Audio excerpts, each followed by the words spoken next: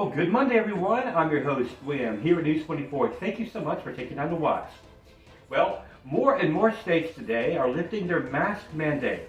This as coronavirus cases do continue to decline here across the U.S. of A. Now, masks are now optional for actually more than 60% of school districts here in the United States as well. And we are now going on the third year, believe it or not, of the COVID-19 pandemic, but it does still appear that we are finally heading into the endemic phase. We'll monitor that latest for you.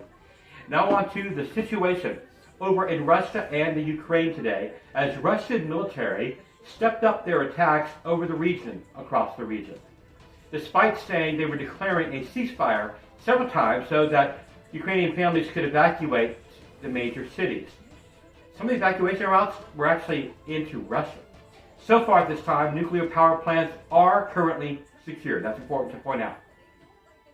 Well, the Russian-Ukrainian conflict is causing gas prices here in the United States to be at their highest level since 2008, recession was back then. In fact, it may break that record.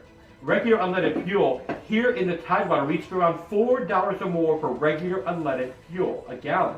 And it may go up to $5 in the U.S. following the end of this month. Now on to the weather. A strong tornado struck several states, over the weekend.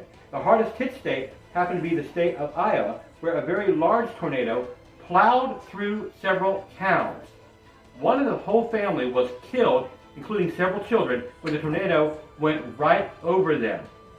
My IFB just came out. I got to keep on going. The trucker convoy over the weekend did laps around the Washington, D.C. Beltway area, 395, 495. Just like in Canada, the truckers are protesting, you guessed it, the mask mandate as well as the vaccination mandates. And the convoy is expected to continue to advance further south and east. Former Attorney General William Barr is willing to cooperate with the January 6th investigative committee. He spoke out this morning on the Today Show about being under Trump.